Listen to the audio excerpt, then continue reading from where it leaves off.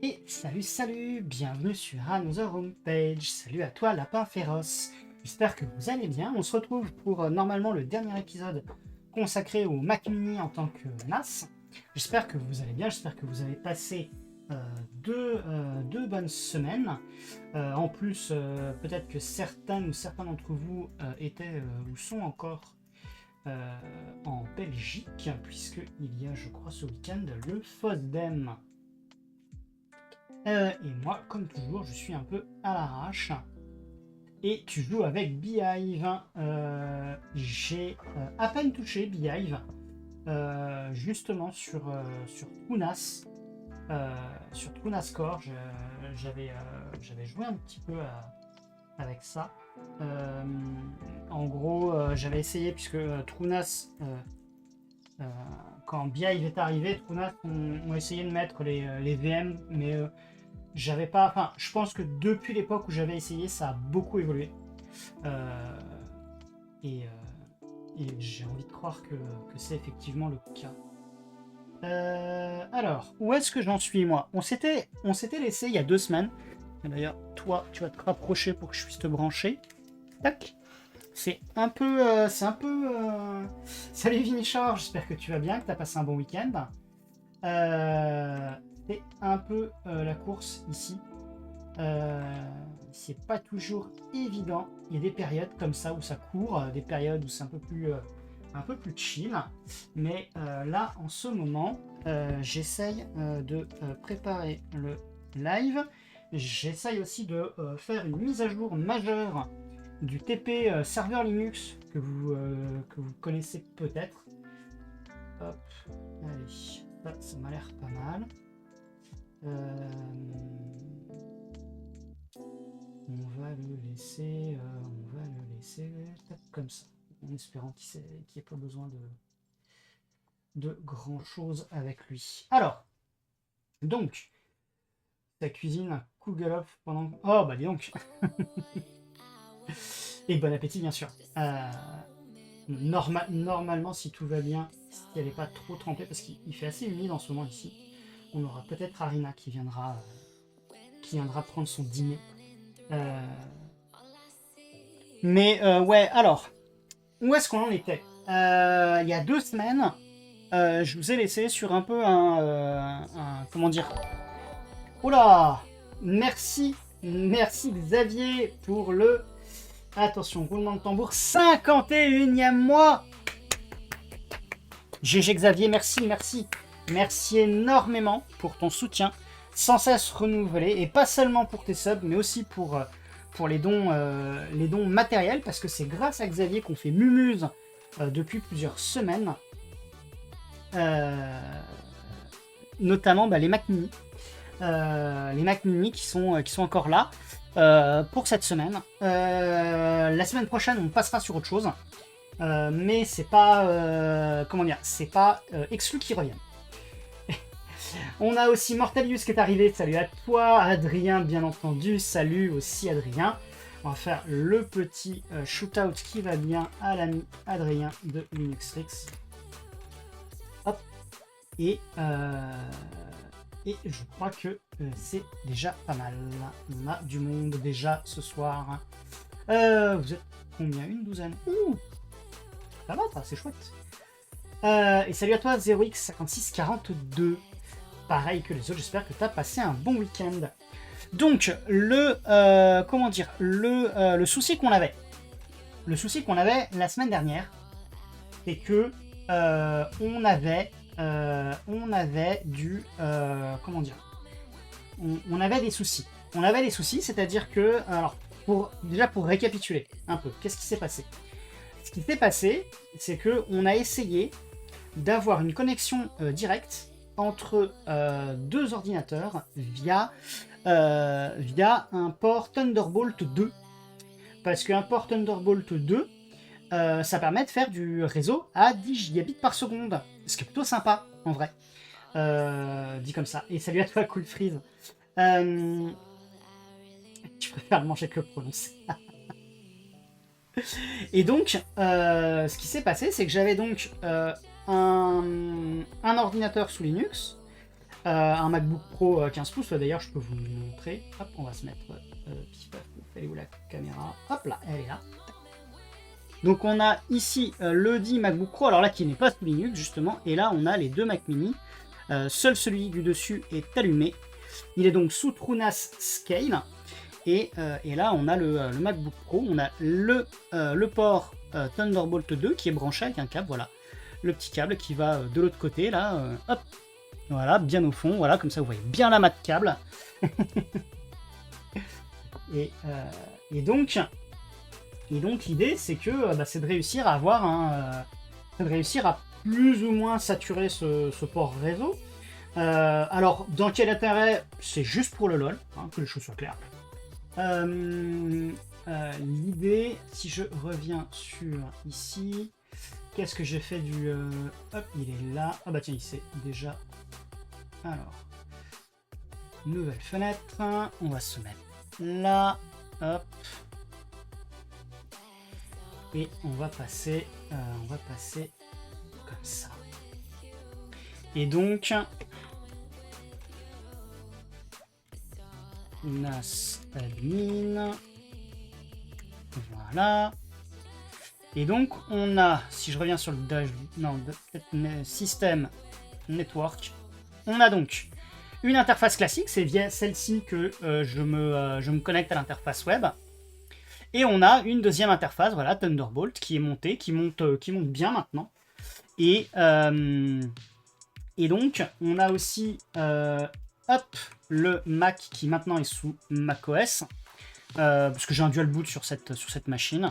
Et donc, on a l'interface, ça ping. Je dirais même pas seulement ça ping, mais ça envoie du réseau. Alors, est-ce que je peux... Non, alors ce qu'on va faire, plutôt que... On va se mettre comme ça. Je suis ici sur le Mac en question. Voilà, en SSH. Uname-a, on voit bien qu'il y a un Darwin. Et si je refais un fast fetch, alors ce qui est pour l'anecdote, le petit truc amusant, c'est que donc on a bien un MacBook Pro 15 pouces mid 2012, mais on a donc macOS Sequoia 15.7.3. La machine, l'OS est installé au forceps, à savoir Open Core Legacy Patcher. Ça m'amuse, voilà, ça m'amuse. Et donc, si je fais un petit ifconfig en2, non, c'est pas la en2. Il y a bridge 0, je pense. Voilà, et il va me dire que c'est... on a quoi comme membre dans le bridge? Alors, je sais pas pourquoi il me fait un bridge, mais vous voyez, on a un inet. Ah, ça doit être le N2, je pense. Je l'avais vu tout à l'heure. Voilà, member N2. Donc on a auto-select. Alors ce qui m'embête, c'est que le MTU est à 1500. Voilà. C'est le seul truc que j'ai pas encore réussi à bouger. Le MTU est toujours à 1500. Si on revient sur le TrueNAS en SSH, s'il te plaît, le TrueNAS, voilà, on a un hyperf qui tourne. Et comme vous pouvez le voir, j'ai fait des essais juste avant le live, on arrive à monter à 3 Go 69.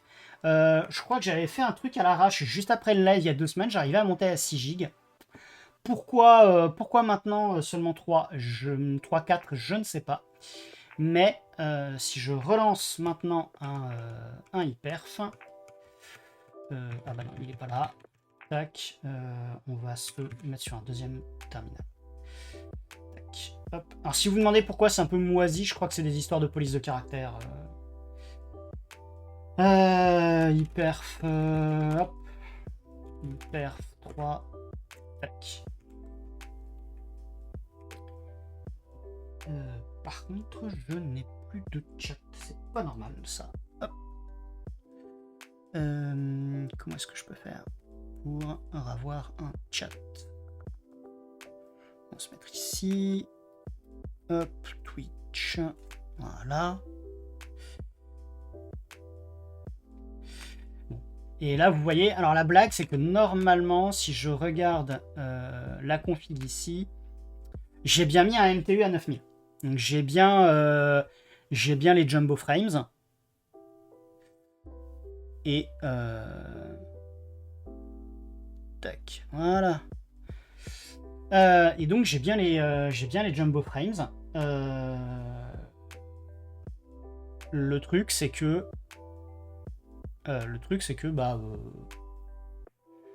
tiens, ouais, si c'est bon.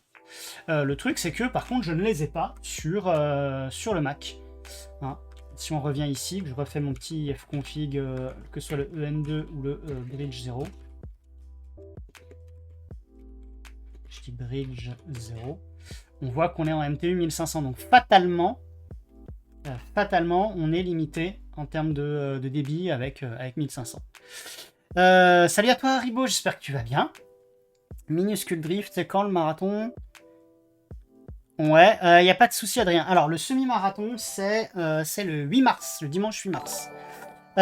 Et merci Chaos pour le raid. Merci, c'est très gentil Chaos pour le raid.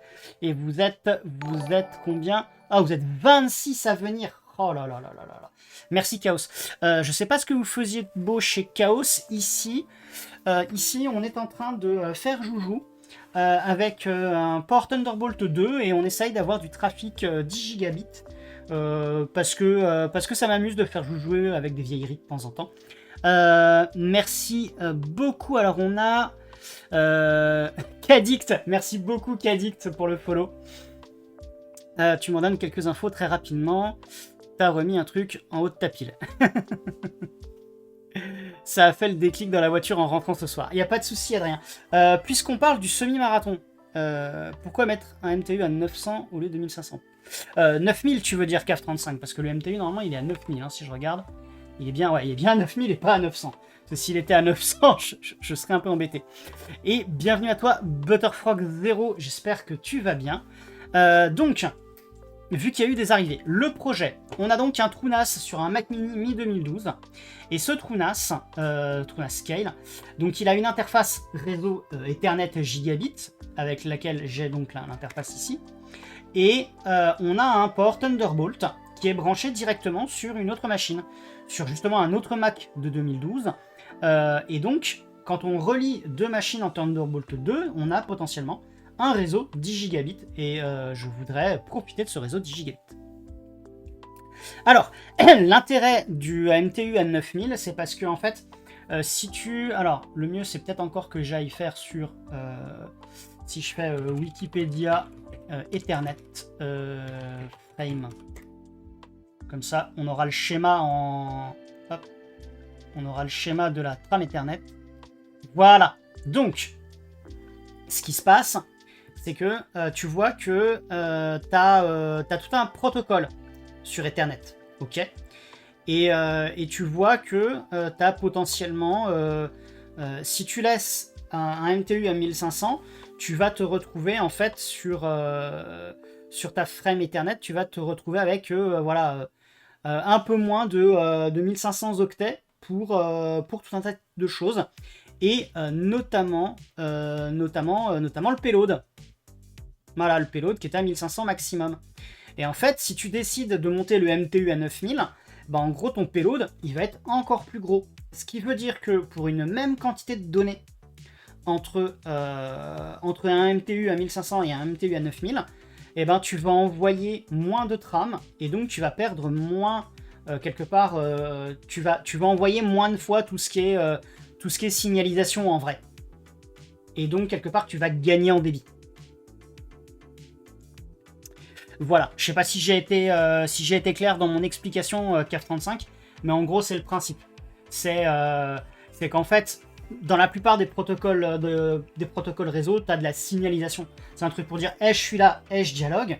Et en fait, tout ça, bah, ça prend du quelque part, ça prend de la bande passante. Et si tu le dis moins souvent, bah, forcément, tu peux envoyer plus de data. Voilou un peu pour l'explication, on va dire à l'arrache.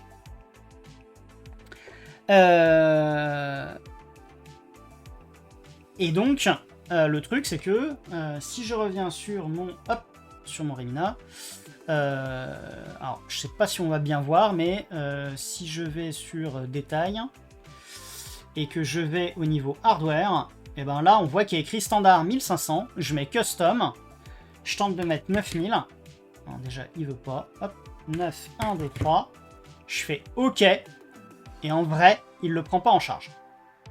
je refais des tailles, je reviens sur hardware, et il me l'a remis à 1500. Alors que pourtant, voilà, configuration manuelle. Hein. Donc je suis un peu embêté. J'ai regardé un petit peu, vous voyez, derrière moi, derrière le bureau, là, il y a un petit extrait de Stack Exchange. Et en gros, j'ai regardé, hein, j'ai fait le 6.7TL en question. Que dalle. Que dalle. Donc c'est un peu dommage. Je sais pas trop comment on va pouvoir chercher ça. Mais c'est un peu l'idée ce soir. C'est d'essayer de faire péter les 10 gigabits sur la liaison Ethernet, qu'elle mérite d'être plus stable quand le laptop est sous macOS et pas sous Linux. Bizarre. Alors si jamais vraiment on veut réessayer sous Linux, il se trouve que j'ai cassé le Linux sur le Mac 15 pouces. Donc j'ai au cas où, j'ai le petit frère, le 13 pouces, qui est sous Linux aussi. Il a aussi un dual boot. Il a aussi un macOS en open core et une Fedora. Donc on dirait que le truc est bridé à 1500 MTU. C'est tout à fait ça, Cool Freeze. C'est tout à fait ça. C'est qu'en vrai, tu peux pas atteindre 10 gigabits par seconde si tu restes à un MTU à 1500. Pouf. Pour un NAS, ça donne de meilleures perfs sur des protocoles qui transfèrent des fichiers genre SMB, NFS. Mais alors là, pour l'instant, on n'est même pas sur ça. On est juste sur du hyperf. On est vraiment sur la partie network pure. On n'a même pas vu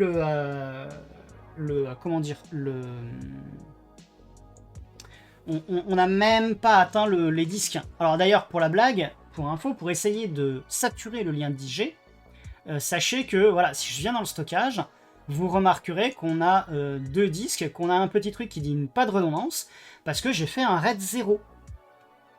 Voilà, j'ai fait un RAID 0, alors fort heureusement les deux disques vont bien.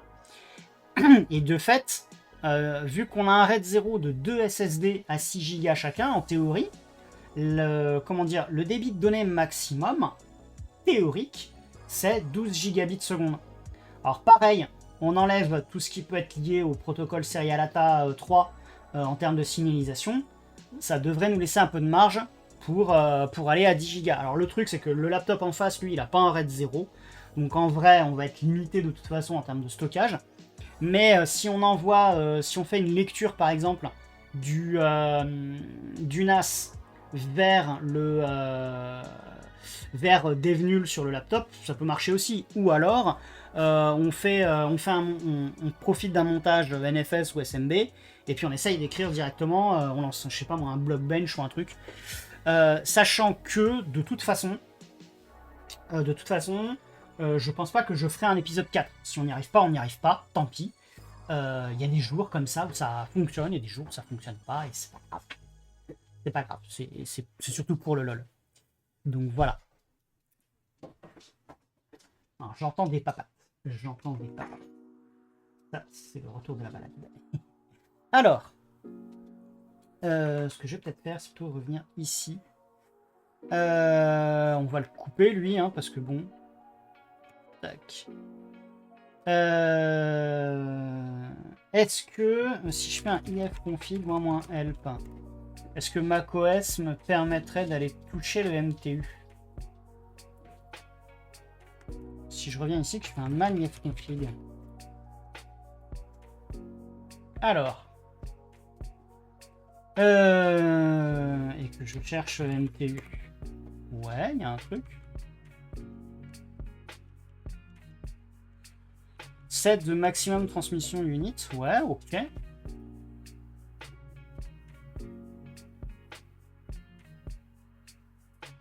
Alors, on la repère. Man ifconfig. Donc. ifconfig interface. Donc a priori, si je fais un ifconfig, alors va peut-être falloir que je le fasse en sudo. ifconfig. On va faire EN2, on va faire sur EN2 et on verra s'il faut pas le faire aussi sur le bridge. MTU 9000. Là il me dit quoi? Il me demande un mot de passe. Ok. Alors. Est-ce que c'est le bon mot de passe? ifconfig EN2. MTU 9000. Ça c'est plutôt bon signe. Maintenant, si je fais ifconfig bridge 0. Par contre, le bridge, le MTU est à 1500. Donc, on reprend la commande de tout à l'heure. Et puis, on va la mettre bridge 0. Voilà. Je relance ma commande. MTU 9000. C'est plutôt bon signe. Si je regarde l'interface graphique du NAS, est-ce que il me dit toujours que c'est connecté? Voilà. Et pour ceux qui se demandent comment j'accède au Mac, c'est parce qu'il y a le Wi-Fi. J'aurais pu le brancher en Ethernet aussi d'ailleurs. Et donc, on repart et on retente le hyper. Et on est toujours limité. Alors, est-ce que par hasard, entre-temps... Bridge 0, EN2... Est-ce que si je reviens ici... Là, je suis sur le NAS. IP Link. Thunderbolt, MTU 9000.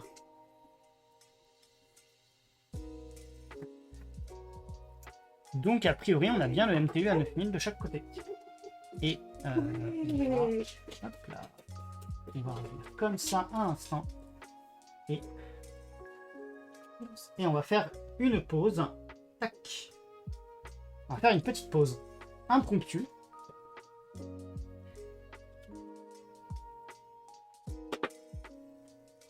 Oh là là. Okay. C'est bien passé.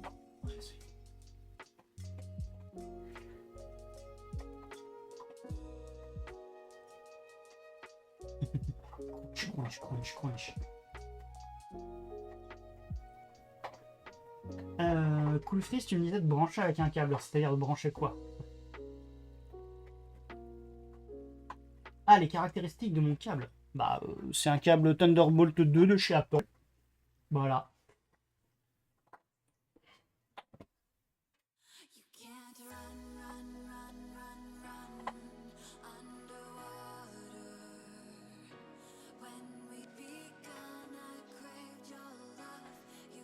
Et pour le coup, j'en ai pas de rab en fait.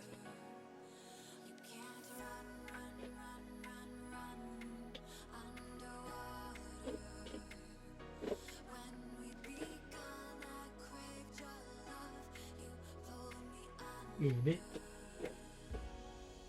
Elle mange à une vitesse, la bichette.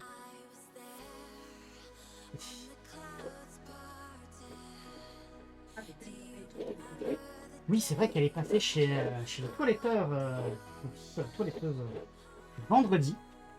Donc Karina est toute bien taillée. Une nouvelle coupe de poil au niveau des oreilles, et pas que les oreilles, les pattes aussi. Pour notre plus grand bonheur, et pas seulement parce que c'est tout doux, mais aussi parce qu'il y a moins de problèmes de brindilles et branches qui viennent se prendre dans ses pattes. Alors il y en a toujours, hein. Et des fleurs des fois qui attachent aussi.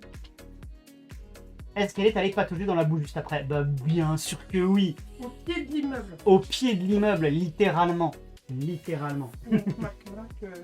Voilà, et on remarquera qu'effectivement, comme il fait moche de toute façon, elle a encore... Donc voilà. Parce que forcément, toutou crasseux, toutou heureux, hein, bien entendu.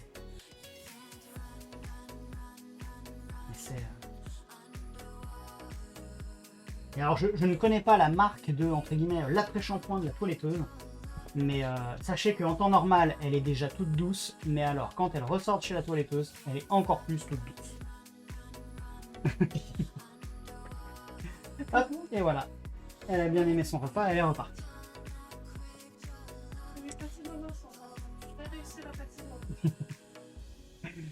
Donc, où en étions-nous? On en était... Ah, c'est quand même bizarre, on dépasse pas le 3-4 Go.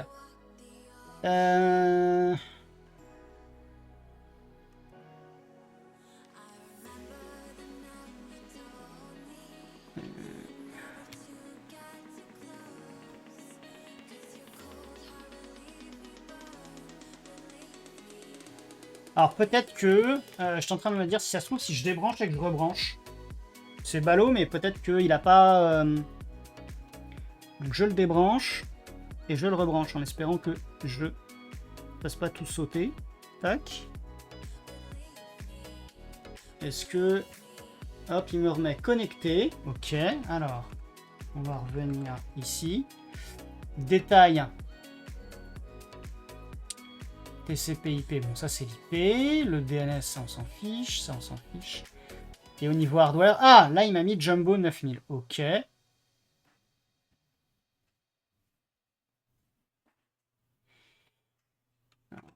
Hop, on revient plutôt en terminal. Si je refais un ifconfig. Je voudrais regarder s'il est capable de me donner la vitesse de l'interface. Mais ça, je crois qu'on peut le voir. Alors, dans macOS, si je dis pas de bêtises, je crois qu'on l'avait quelque part à une époque.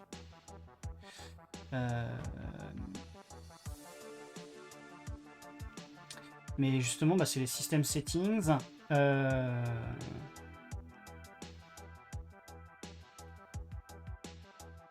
En vrai, network.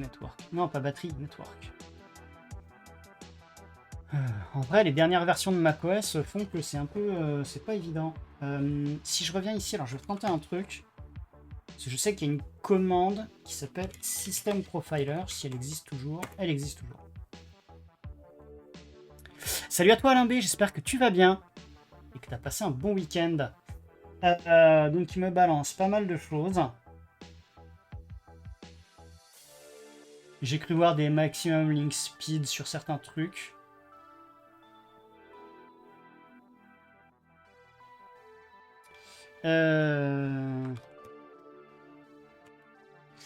Alors, on va remonter. Alors,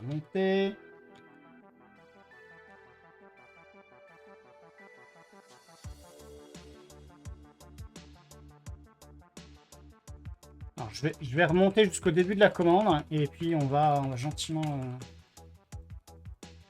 Forcément, il y a masse de trucs.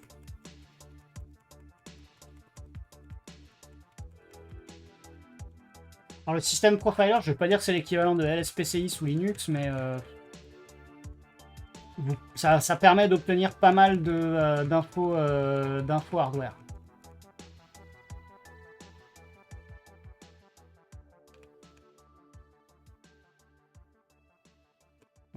Voilà, alors.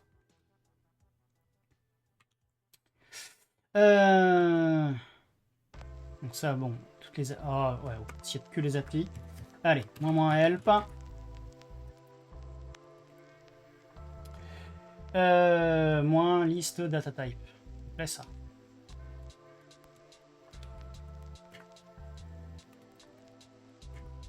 Ok, c'est pas forcément des trucs qui vont m'aider, ça. Quoique, SP Ethernet data type. Ah, punaise. Alors, si je le fais sans le LS.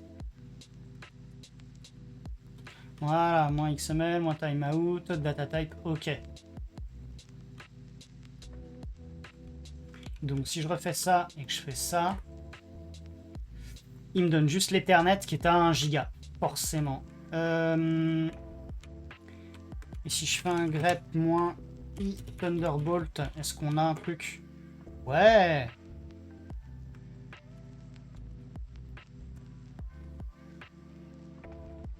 Donc il me dit bien speed 10 gigas.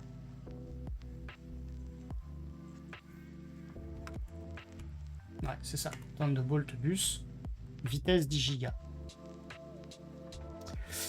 Salut Nidouille. Casse tout sur NAS Mac Mini. Ouais, c'est ça, on casse tout.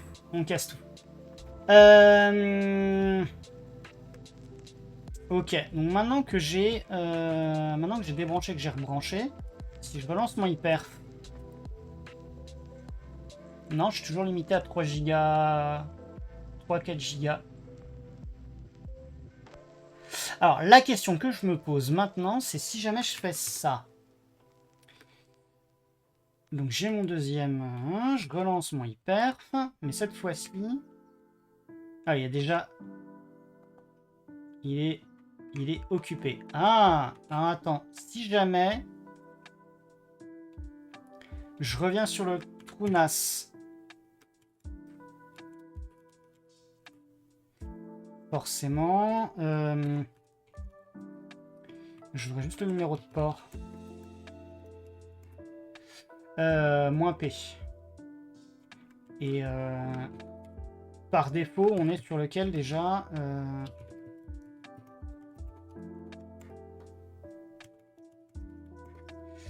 oh, c'est 5201, hein, c'est ça? Ouais, 5201. Donc, on reprend. Moins P 5202 moins S. Voilà.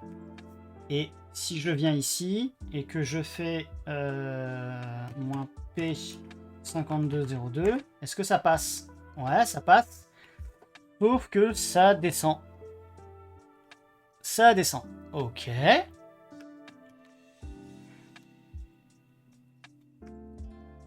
On va s'arrêter là. Par contre, ce qu'on peut peut-être faire, c'est jeter un œil au man de Hyper 3. Parce que on peut faire du TCP, on peut faire de l'UDP. Et ce que j'aimerais, c'est... Je vais vérifier en reverse, mais en reverse, ça doit le faire aussi. Voilà. Donc, c'est quoi le principe? Quand on lance un Hyper 3 en mode client, on balance de la donnée vers le serveur. Quand on fait le moins grand R, c'est on demande au serveur de nous balancer de la donnée. Ça permet de vérifier les liens asymétriques. Tout le monde se rappelle de la DSL ou pas? Ou même du VDSL. D'ailleurs, les débits fibres sont pas forcément symétriques. Si jamais vous voulez vérifier votre connexion chez vous. Et moi, ce qui m'intéresse, c'est aussi de regarder... il est où le paramétrage UDP? Alors... Client, UDP. Hop. Sauf que si je fais un UDP, on est limité à 1 méga. Mais ça, c'est normal. C'est parce que il faut changer le bitrate. Tac. Donc si je rajoute un bitrate, est-ce que j'ai moyen de le mettre en... S'il y a plusieurs streams, nanana. Et on met un bitrate à 0. Tac. Et là, on est à 5,60. Ce qui est déjà pas mal.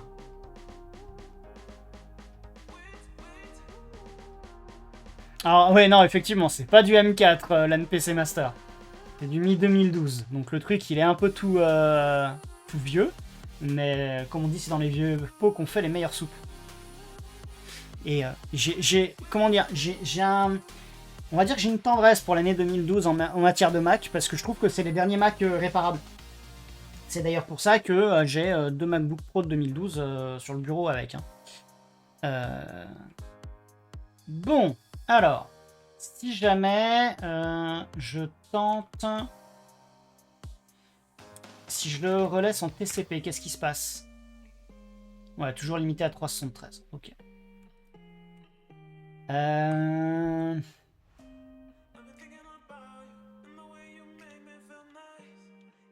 Ouais, sachant que le TCP est déjà unlimited en fait.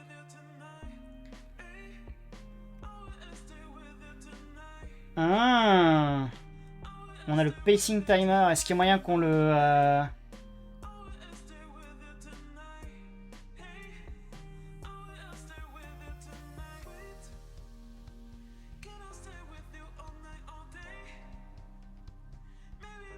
Donc, par défaut, c'est 1000. Et si jamais je le mets à 2000?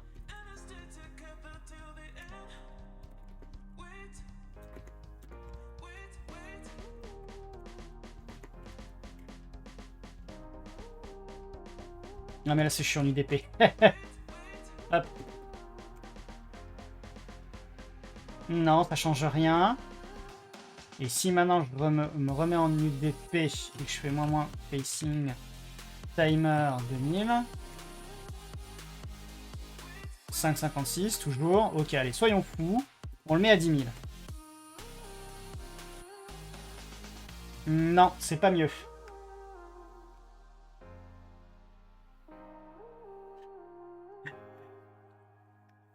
Et Alain qui a un 486 DX4. Alors, c'est très gentil Alain, mais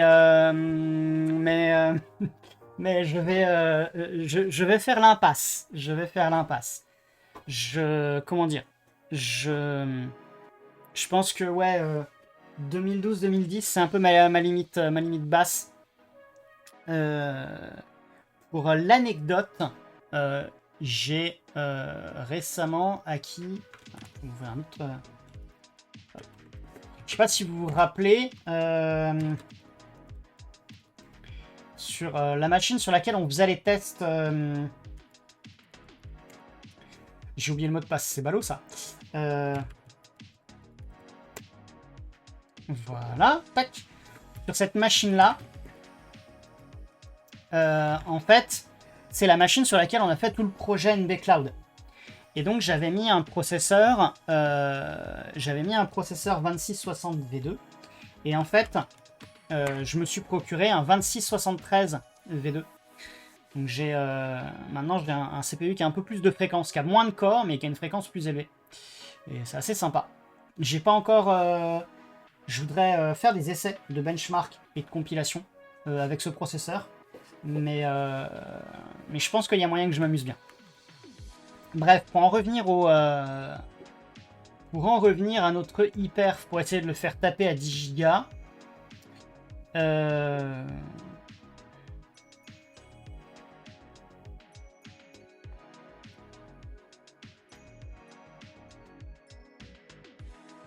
Je crois que ça va être un peu... C'est quoi le get server? Get the output from the server. Ouais, UDP counter. Ah! Alors attends, hyper 3, moins version 3.17, et il nous faut au moins la 3.1, hein, c'est ça? Alors on va vérifier de l'autre côté parce que vu que c'est une Debian. 3.12, ça va. Donc si je retente ma chance, tac. Ouais, non, ça change pas grand chose. Salut Apple Computer, ouais, toujours à torturer un Mac Mini, mais ce sera le dernier épisode de torture comme ça, là, avec le Trounas. D'ailleurs, soit dit en passant, j'espère que vous n'avez pas besoin de mémoire vive en ce moment. Hein. Parce que dites donc, j'ai voulu commander de la RAM justement pour les Mac Mini pour les passer à 16 Go chacun. Parce que alors c'est pas forcément de la torture, mais j'aimerais bien par exemple essayer je voudrais essayer Proxmox dessus pour m'amuser aussi. Et en fait, je pensais avoir trouvé un bon plan, mais en fait, on m'a toujours pas envoyé les barrettes de RAM, et je suppose, vu que le produit en question a haussé de tarif entre-temps, qu'en fait, on ne me livrera pas les barrettes de RAM, parce qu'on va préférer que j'annule la commande pour repasser commande à plus cher. Pour de la DDR3, hein, je tiens à préciser, pour de la DDR3, c'est-à-dire que déjà, la DDR5, elle a fait x5 ou 6 sur les tarots, la DDR4, elle a suivi, et même la DDR3... T'en profites d'être là et qu'il y a pas mal de connaissances avec Linux. Est-ce qu'on connaît NixOS? Non, ça fait partie des trucs que j'aimerais essayer un jour, NixOS. T'as fait les fonds de tiroir pour avoir des SSD de spare. Ouais, non, c'est vraiment pas évident de se procurer des trucs à base de mémoire flash en ce moment, que ce soit de la RAM ou des SSD. Je suis très content d'avoir renouvelé mon PC cet été. Alors, je ne savais pas que je recevrais des Mac Mini, donc si j'avais su, j'aurais déjà acheté les barrettes de RAM à l'époque, mais malheureusement, je n'ai pas le don de... Je sais pas comment on dit, de préscience, non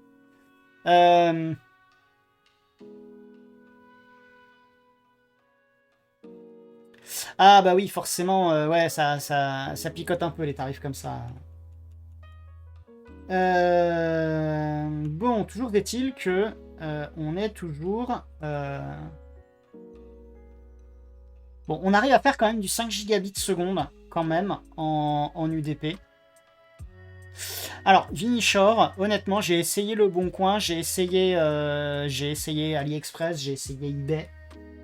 Et en fait, ce qui se passe, c'est que des barrettes de 8 Go de RAM en DDR3L, comme c'est un peu le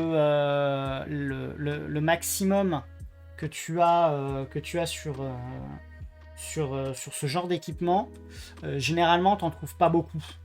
Et si t'en trouves... Enfin, je suis même pas sûr que t'en trouves du tout, en vrai. T'as une réserve de RAM de 16 Go en DDR4 pour te refaire. En vrai, si je cherchais par exemple des barrettes de 4 Go, ouais, il y a moyen. Il y a moyen. En occasion, ouais. J'ai d'ailleurs, en fait, j'avais 2 barrettes de 4 Go qui traînaient. Donc le Mac Mini là qui fait tourner Trunas, il est à 8 Go au lieu des 4 d'origine. Donc c'est déjà ça. Et puis si vraiment pour une raison X ou Y, je veux temporairement tester les Mac Mini en 16 Go, ben je vais... c'est simple, hein, j'ai 2 MacBook Pro qui sont de la même époque. Je prends les barrettes de RAM des MacBook Pro, hein, ils sont à 16 Go chacun. Donc ça peut s'arranger. Donc bon. C'est en vrai, je vais prendre mon mal en patience. Je vais laisser la commande active pour voir si comment dire, si jamais par hasard c'est juste la livraison qui prend du temps. C'est jamais hein,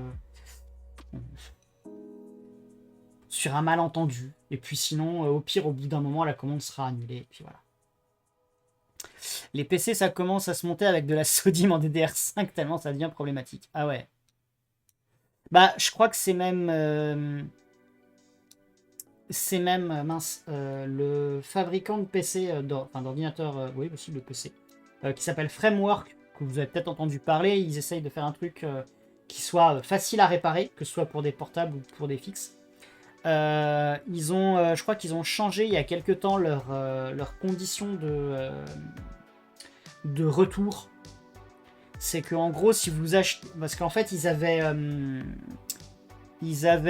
comment dire, ils ont dans leur catalogue, vous pouvez acheter les machines complètes avec de la RAM, ou vous pouvez les acheter en kit, donc vous les montez vous-même et vous fournissez vous-même la RAM et le SSD. Et en fait, ils ont dit, si vous faites un retour client parce que finalement la machine vous la voulez plus, ou parce qu'elle vous convient pas, vous rendez la RAM avec. Parce qu'il y en a qui s'étaient dit, tiens, on va faire des commandes de laptop, et puis on va dire finalement on renvoie le laptop mais on garde la RAM. Donc ils ont fait, non, c'est tout ou rien, c'est pas à la carte.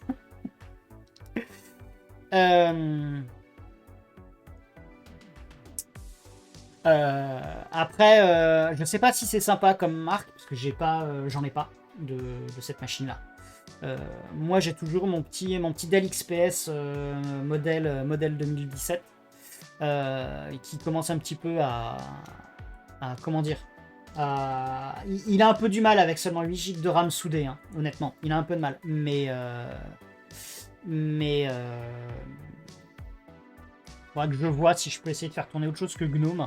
J'ai tellement mes habitudes avec GNOME que bon, voilà. Après, ça m'oblige des fois à faire les choix et à être un peu plus efficace. Je lance que ce dont j'ai besoin pour travailler. Enfin, travailler. Pour faire ce que j'ai à faire.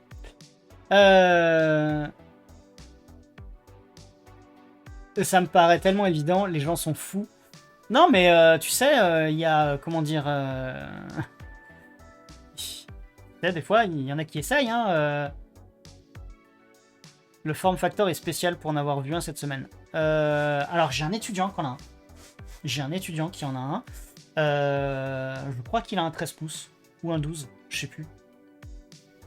Et ce qui est bizarre, c'est le cadre autour de l'écran. Quand ils prennent des couleurs un peu flashy, ça fait un peu bizarre. On a l'impression que la machine, elle a été finie à l'imprimante 3D. Par contre, j'ai vu passer des tests, des fixes, et il y a un truc comment dire, qui m'a choqué, c'est que les fixes sont en RAM soudée.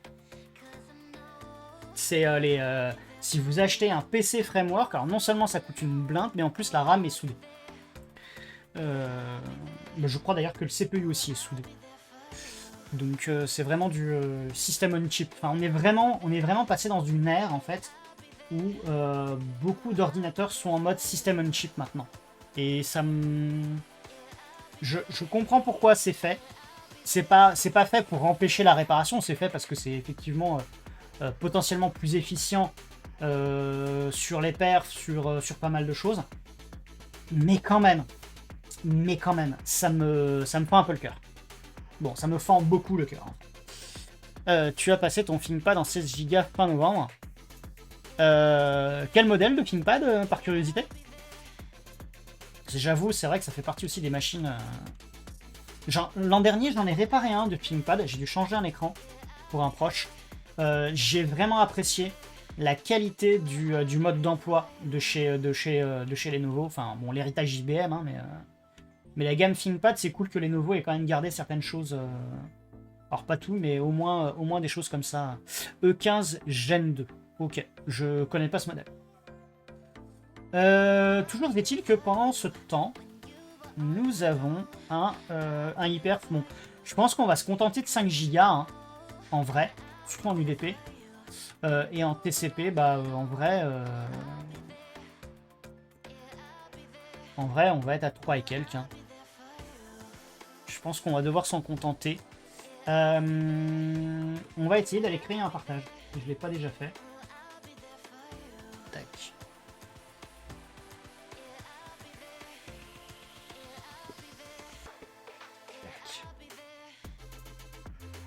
Il est super solide. Il a chuté de 2 mètres de haut dans les escaliers. 0 dégâts, juste un écran incurvé maintenant. Oh.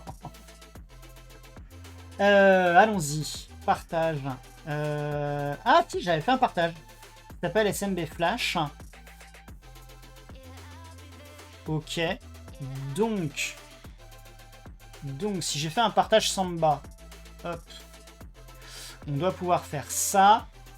Ça, c'était pas forcément obligatoire de faire un... si je viens ici, la quantité de choses que j'ai. Hop. Alors, je vais peut-être me remettre là, juste au cas où. Tac. Et si je fais ça. Ok. Un petit point, 10.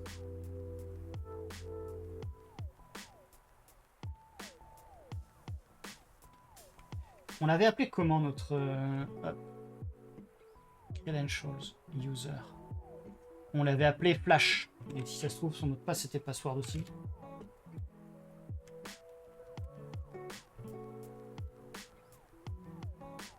Ouais, je l'ai. Tac.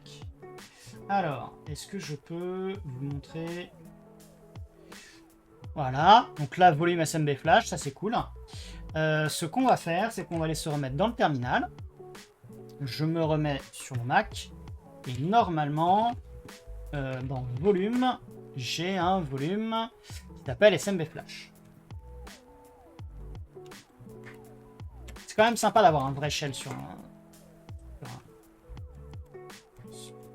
Même si c'est pas Linux. Oui, forcément. Hop.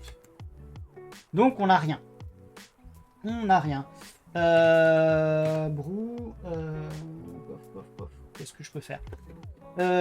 Éventuellement, ce qu'on peut faire, c'est qu'on peut faire un DD if égale /dev/0. Ouais. OF égale point slash, on va l'appeler 0.dat. Je dis OF.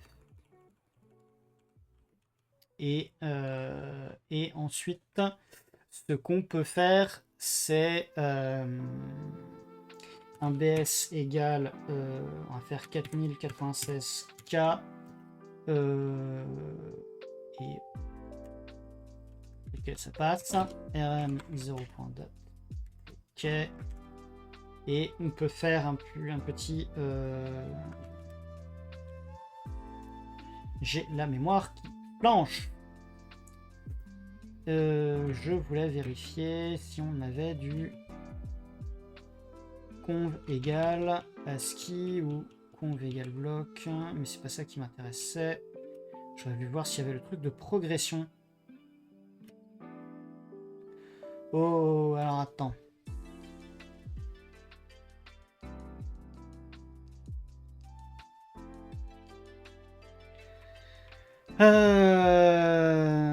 Ah, est-ce que ça serait pas à cause des bases FreeBSD sur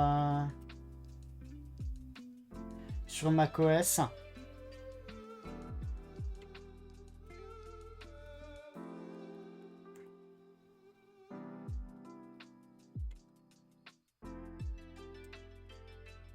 Pendant ce temps, il est super solide. Ouais, ça j'avais lu. Tellement surpris qu'il y ait juste une légère déformation. Bon, ok, il avait une housse. Ouais, non, la housse, ça, je pense pas que ça aide beaucoup. Ah, avec le Mac, ouais, c'est pas garanti. Ah, c'est marrant, il y a les utils qui sont dispo.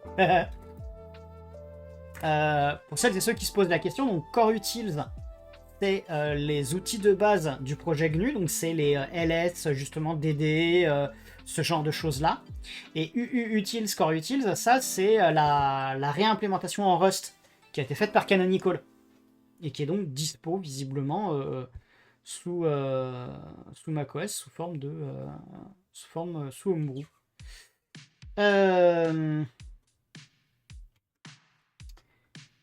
Si je fais which dd, il me dit que c'est dans /bin et je crois que c'est préfixé, voilà, gdd. Et si je fais un man gdd, hop, on a status, on a le status, voilà, donc on va la tenter comme ça en fait. Hop, status égale, et on peut mettre progress, je crois, voilà.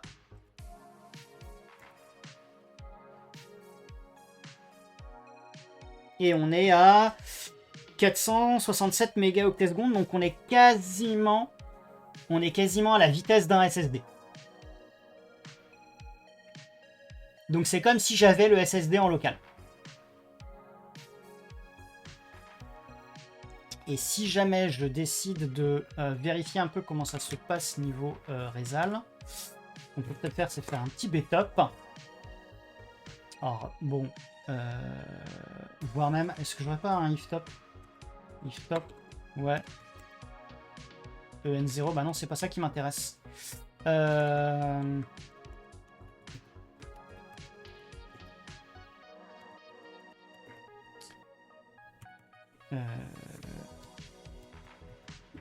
que c'est celui-là? Ouais. Et moins i. Donc, moins i, et on va mettre EN2. Voilà. Voilà. Et on est... C'est tout? Qu'est-ce qui t'arrive?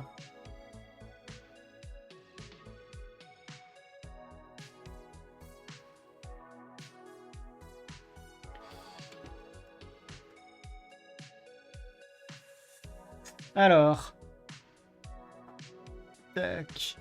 Oui, tout à fait, Ndouille. Rust accueille, il y a encore des incompatibilités avec Utils. J'en ai pas la moindre idée, j'ai pas essayé, Ndouille.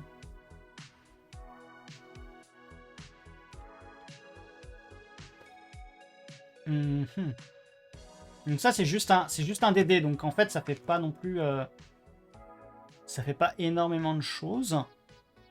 Si je retente le btop... le truc, c'est qu'il est un peu léger, là, le btop. On voit pas beaucoup le réseau, en vrai. Il est en bas à gauche. Ah, si, il m'annonce 6 Go 71, 2 Go... Ah, il fait des pics à 6. Il fait des pics à 6. Donc c'est déjà pas mal. C'est déjà pas mal. Je sais pas du tout si avec btop je peux agrandir un des trucs, mais bon. Euh,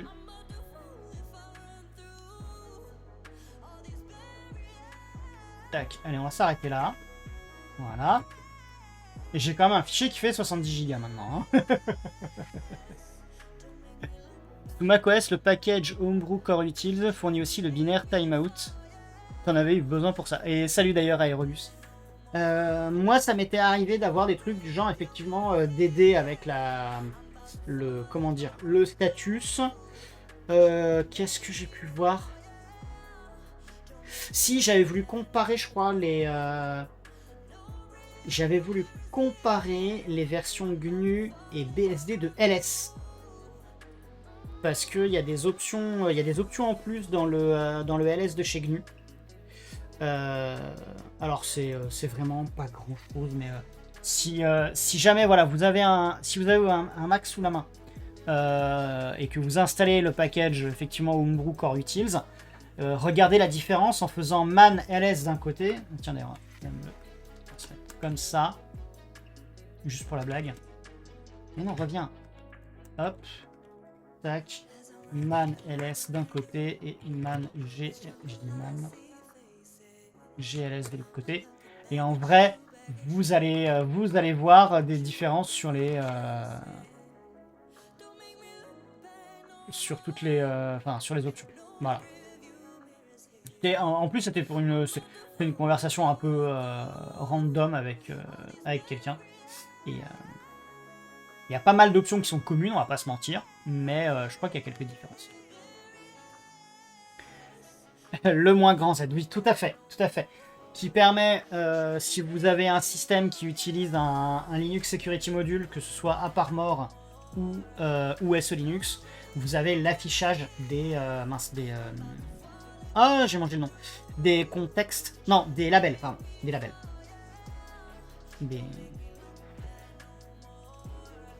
donc ça peut servir, et effectivement sur un BSD ou sur macOS. D'ailleurs sous BSD, vous pouvez aussi installer les Core Utils. Alors je ne sais pas pour FreeBSD, je suspecte que ce soit dans les ports, mais sous NetBSD, dans Package Source, vous pouvez installer les GNU Core Utils. Le package existe. Donc vous pouvez le compiler ou l'installer à grand coup de packaging.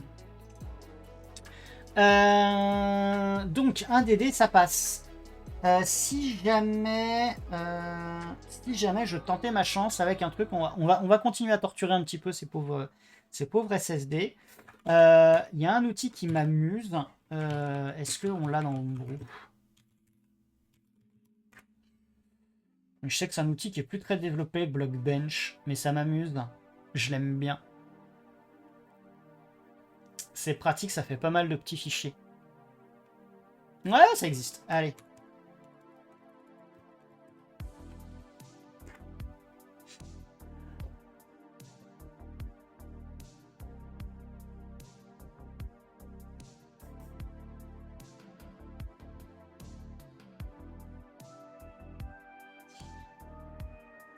Qu'est-ce qu'il me dit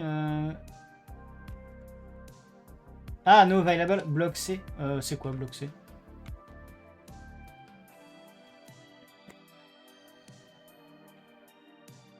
Ah, c'était block bench. Ah, d'accord. Bon, eh bah tant pis. Mais je crois qu'effectivement, block compiler. Ouais, non, c'est pas ça que je voulais. Alors le truc, c'est que sinon, l'outil de benchmark stockage de référence, c'est FIO. Mais pour être honnête avec vous, c'est absolument pas un outil que je maîtrise. Donc si quelqu'un ici sait utiliser FIO, moi je veux bien copy-paste de façon un peu bête et méchante, mais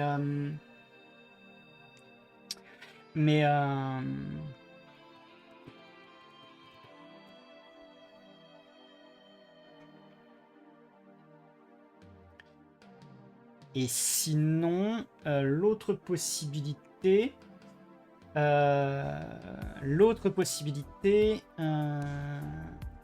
peut installer FIO. Tac. Si je reviens là-dessus, je vais vérifier.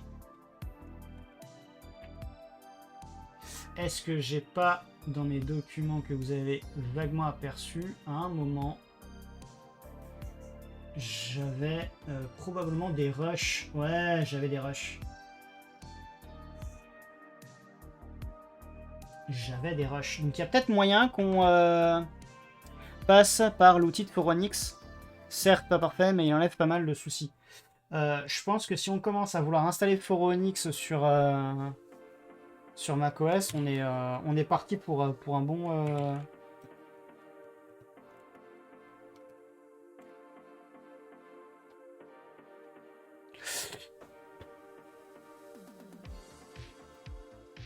J'avoue, autant il y a des choses comme les benchmarks CPU, ça me botte.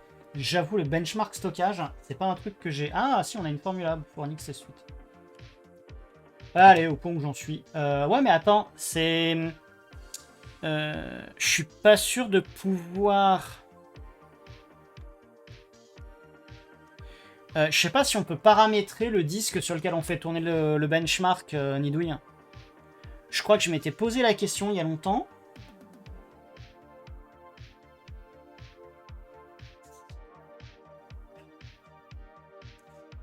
Je sais pas du tout si on peut faire ça.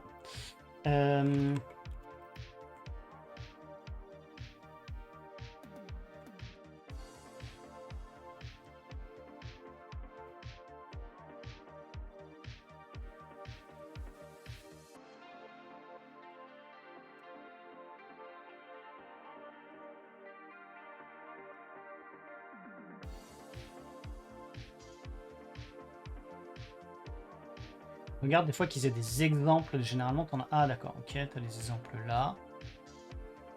Ouais, ça va être un beau bazar quand même à paramétrer, à moins d'aller chercher des trucs en mode bête et méchant. Je crois que Tom Lawrence de Lawrence System avait fait sur sa chaîne YouTube une vidéo avec des bonnes commandes FIO pour tester justement le stockage, mais je les ai jamais...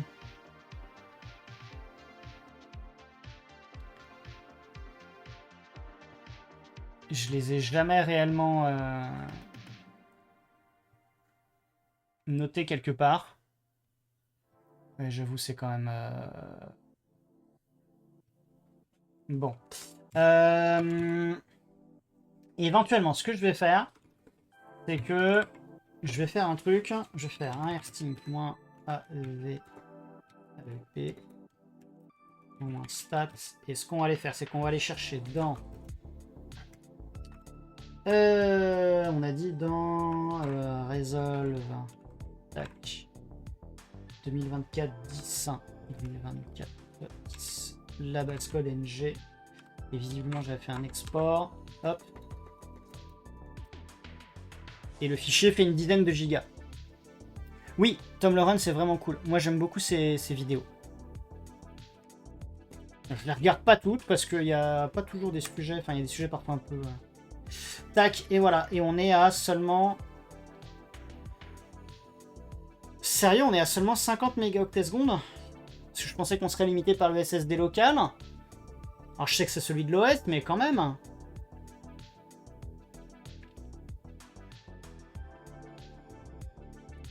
Si je reviens sur mon BTOP, de fait, on a un envoi... Ouais, alors le BTOP, on va pas voir grand chose si je descends comme ça. Non.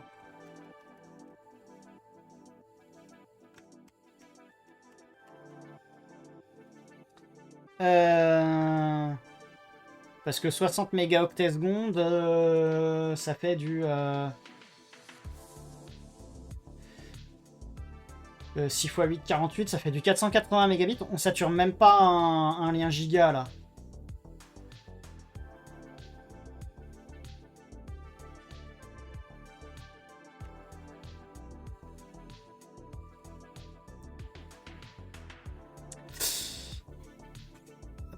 Salut, heureux la lapin féroce.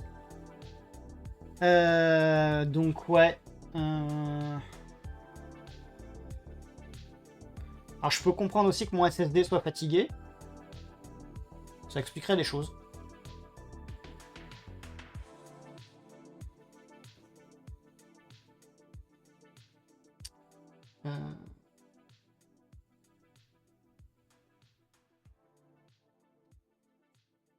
Ou alors je retente avec un Linux. Mais qu'est-ce que j'ai là-dessus?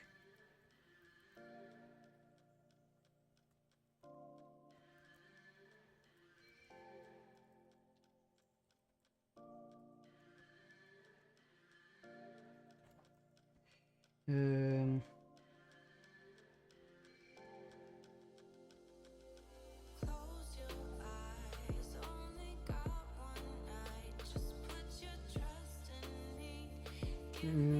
ouais, non, j'ai rien de... J'ai rien de folichon comme énormément, comme gros fichier en vrai. Donc à part retenter du hyperf, on va pas aller bien loin. J'avoue, ça me chagrine un peu. Ça me chagrine un peu, 50 mégaoctets secondes sur AirSync. Alors c'est du AirSync over Samba, mais quand même. Alors, je comprends que l'OS soit lourd. Ou alors, ce que je tente. Qu'est-ce que j'ai d'amusant? Si jamais je fais... Parce qu'en vrai, j'ai des SSD aussi sur USB. Donc en fait, on serait limité à 5 gigabits par seconde. Mais je saurais qu'il n'y a pas d'IO. Parce que là, à mon avis, pour les 54 mégaoctets secondes, ça veut dire qu'en fait, l'OS bosse pas mal sur l'ordi. Et que donc, il n'y a pas, tout le débit serial data est pas dispo. Après, si je passe par l'USB 3...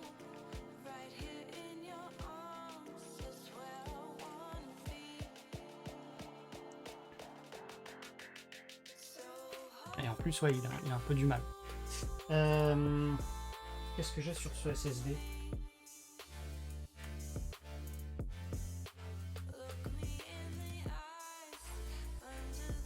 Alors...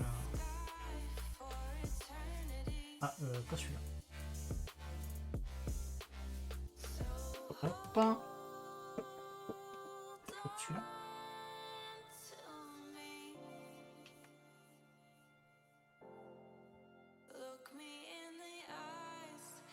Ouais, celui-là, c'est chaud. C'est chaud. Allez. Tac. Je vais le brancher.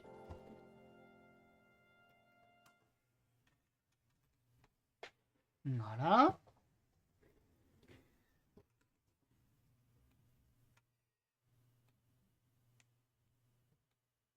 Je vais revenir ici. Hop, non, pas. Ouais, bon, ça marche. Tac. Si je viens ici et que je vais chercher ici dans les utilitaires de disque. Non, pas diosque, disque. Non, pas Skype. Pourquoi j'ai encore Skype là-dessus? Disk utility. Voilà.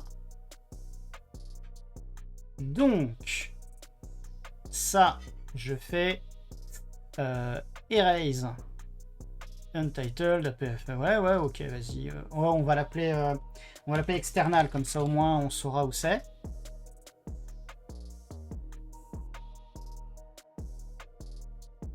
Voilà.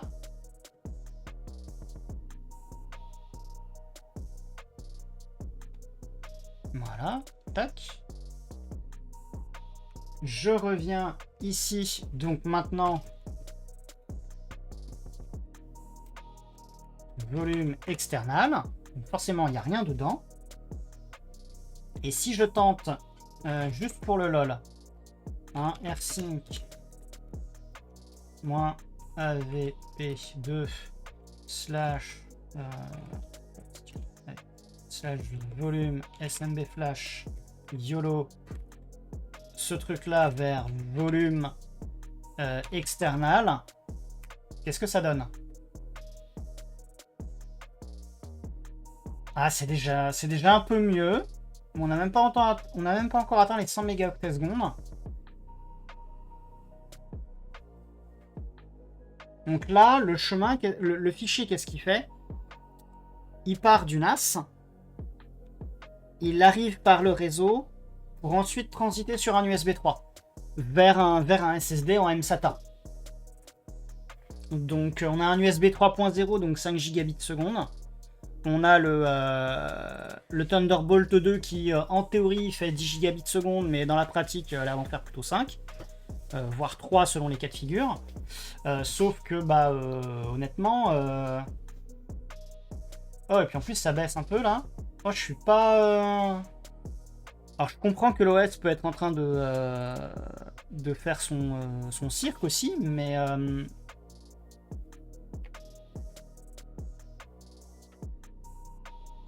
ouais, là, j'avoue, bon, légère déception.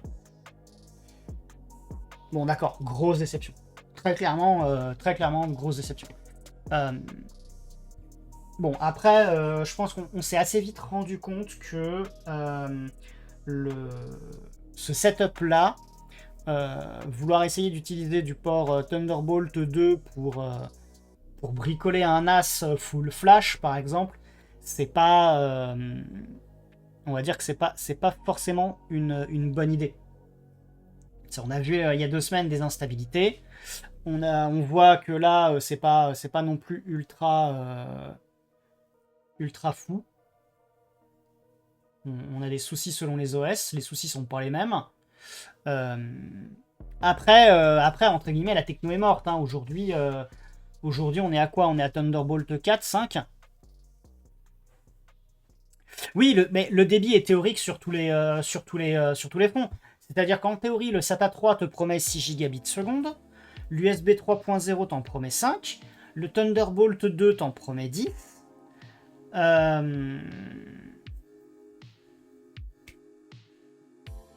Très clairement, et puis en plus là on est sur de l'écriture et de la lecture séquentielle. Ouais, très clairement, on voit les limites de la théorie. Hein.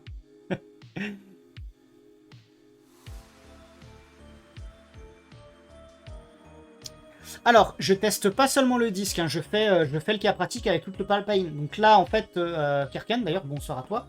Là, en fait, volume SMB Flash, c'est donc depuis le NAS, et on traverse le Thunderbolt 2 pour arriver vers volume external, qui est sur un SSD en USB 3.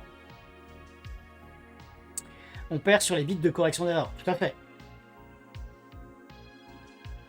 Et puis contrairement à Ethernet, on peut pas tuner le MTU.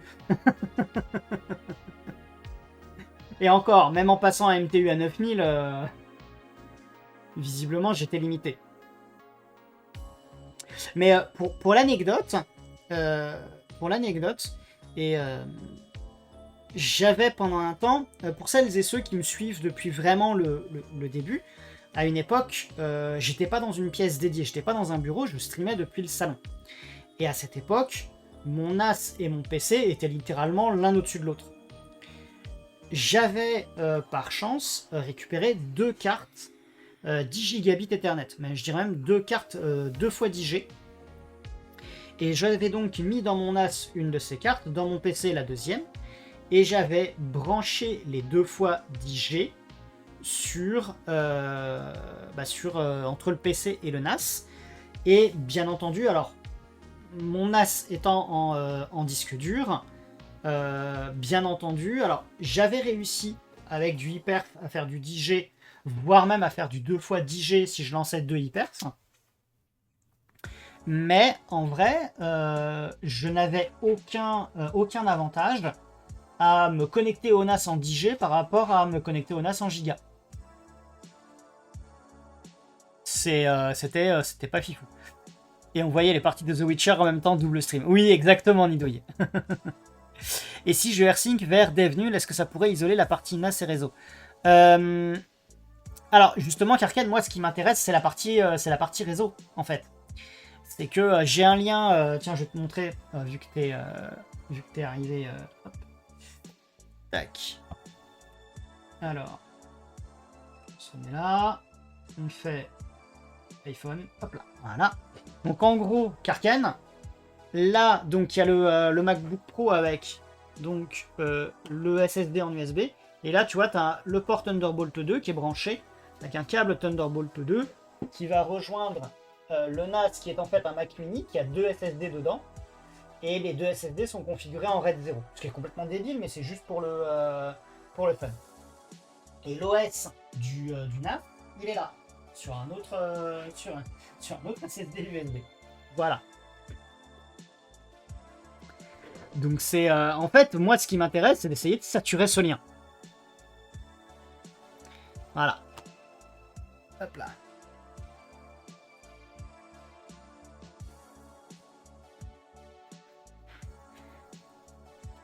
Blabla. Non, c'est hop ici. Et on revient comme ça. Alors oui, c'est totalement atypique, mais c'est juste pour, comment dire, c'est pour voir si c'est possible. Alors dans l'absolu, c'est possible. On peut faire un réseau Thunderbolt 2 en point à point. Maintenant, est-ce que c'est réellement utilisable? Bon, voilà quoi. C'est pas forcément fifou. Est-ce que je peux? Ça commence à m'embêter un peu. Si je fais ça et que je le mets ici, hop, tac, et que je fais ça, voilà, ce sera mieux. Donc à partir de là, honnêtement, je vois pas trop ce que je peux faire de plus, à part passer des heures à essayer de checker FIO. Si je fais FIO tutoriel, tiens d'ailleurs. C'est jamais, hein. FIO basique SSD central. Donc on a FIO. Ouais. Un exemple, non-destructive read common, ok. Ah, ça peut être marrant, on peut tester ça.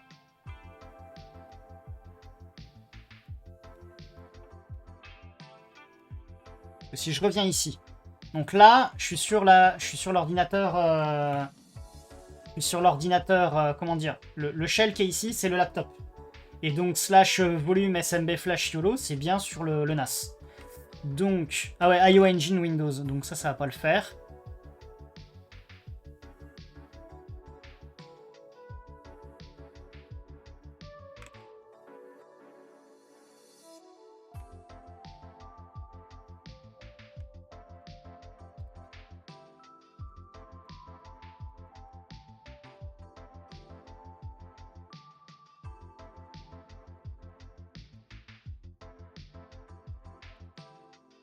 Là, il va chouiner, illégal instruction. Ouais, je pense qu'il est pas d'accord parce qu'il manque le... il manque le IO Engine, je pense.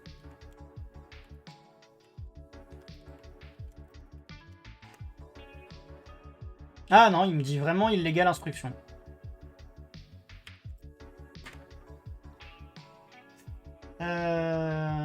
IRC avec FIO, il faut préciser que l'on veut des IO directs pour éviter tout cache. MB, tu as le bon flag. Ok.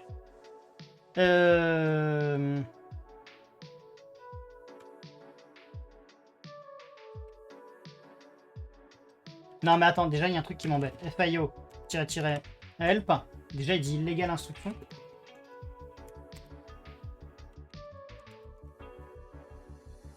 Bizarre cette affaire. Bizarre.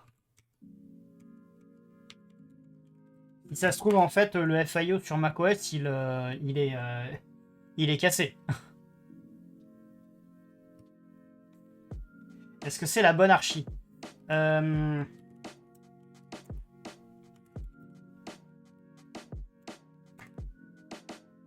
Mac OS 64 bits exécutable x64, ouais je pense. Je pense que ça c'est bon.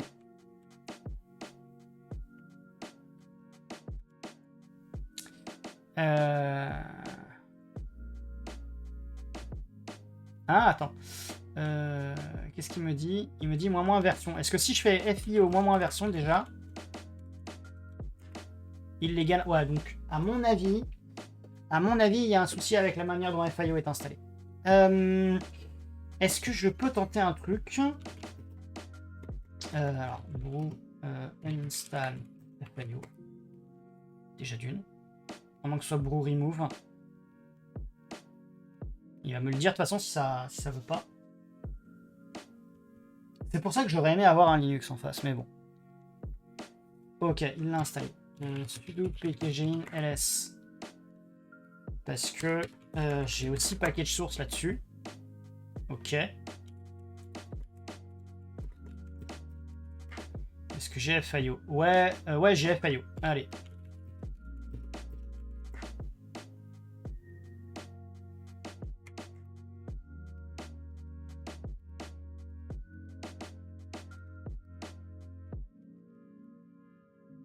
Ah bah oui, forcément.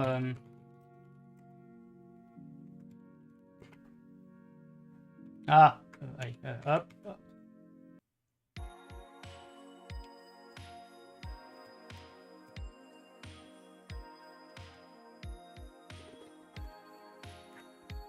Bah voilà. Bon, déjà... si on revient là-dessus, est-ce qu'il me propose des trucs un peu... Ah, il propose de faire de la...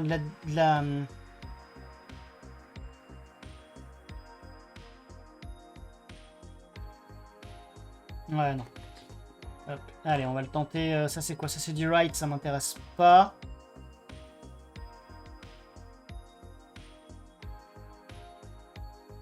Ouais, remarque, je peux faire juste un read. Hein.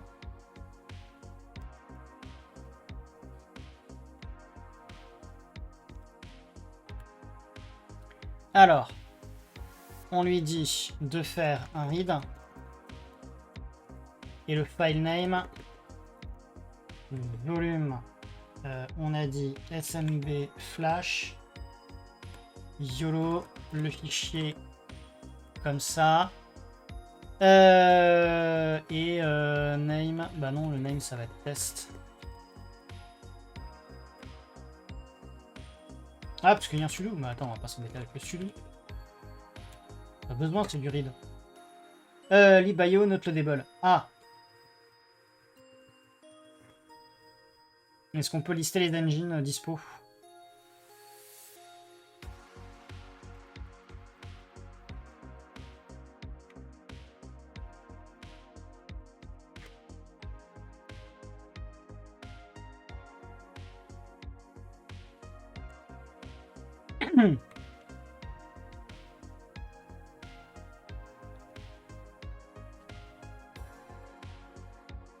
D'accord, donc je fais moins eng help et normalement ça me donne la liste des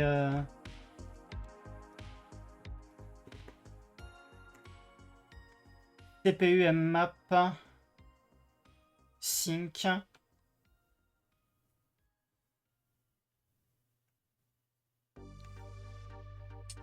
On va tenter POSIX.io alors.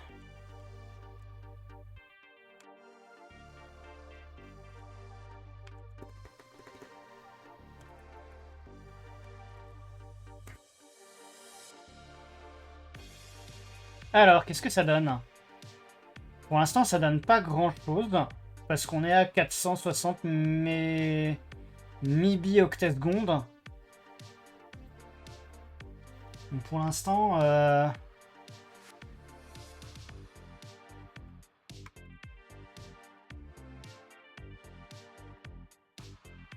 Si je retente, hein, sudo if stop -n -i -en2. Qu'est-ce qu'il me donne? Pas grand chose. Ah si, quand même. 3 gigas et quelques. Non, si, c'est déjà mieux. On est déjà mieux, on tape le 3 gigas et quelques.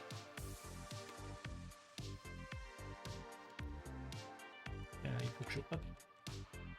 Alors...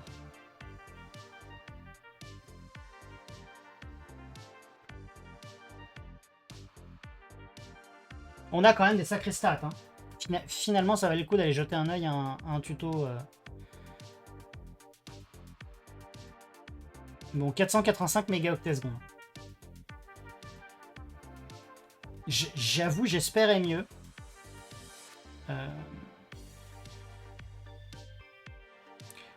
je suspecte qu'en vrai, si du coup je mettais mes SSD en RAID 1 et pas en RAID 0, ça changerait sans doute pas grand chose.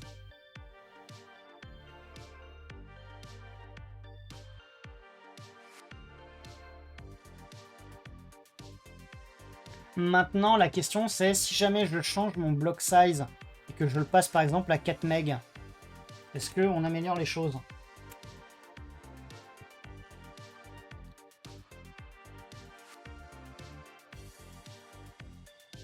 Ah tiens, je vais en profiter pour vous donner le lien. Tac.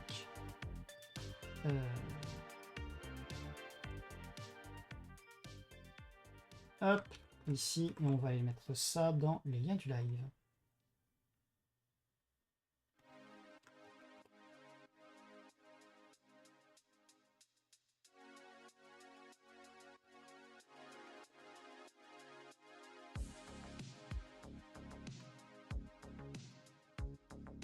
Qu'est-ce que ça donne? Ça donne pas grand chose de mieux, hein. On est dans les mêmes... Ouais, on reste...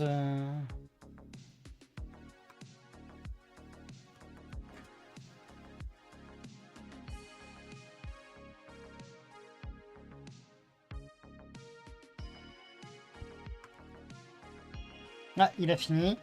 Et... Oh, on a fait peut-être un petit peu plus. Ah non, il me fait all jobs. Ah, du coup, il m'a... Ah, vu que j'ai gardé le name test. Ok, et donc si jamais je tente un test 3, du coup, et que...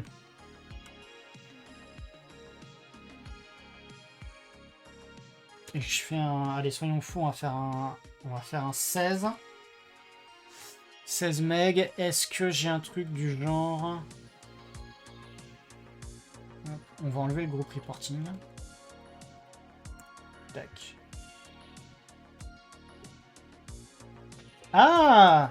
Ah, on augmente un peu plus. Ah, ou pas? Non. Ah! Ça dépend des moments.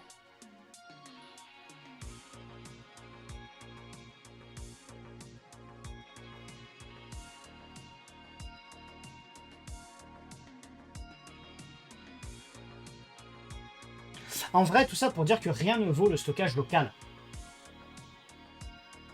Parce que je sais pas si vous vous rendez compte, mais là, on est un peu en dessous des débits pour comment dire, pour un SSD serial data local, quoi. Est-ce que Dalaran, c'est un rapport avec... Oui, tout à fait. Tout à fait. Et c'est j'ai eu une période WoW. Ce laptop là, je peux te dire qu'il a fait, il a vécu quelques donjons, quelques raids. Donc celui-là s'appelle Dalaran. Mon ancien PC, donc pas celui-là mais le précédent, s'appelait Bloodhoof à cause du comment dire du village ou de la ville Sabot de Sang, qui est je crois la ville de départ des Taurennes. Donc voilà, pareil pour la Horde. Celui-là, là, le 13 pouces, il s'appelle Banshee à cause c'est un des navires de la Horde qui s'appelle la Complainte de la Banshee en VF. Et le petit Dell XPS, lui il s'appelle Vindicar en référence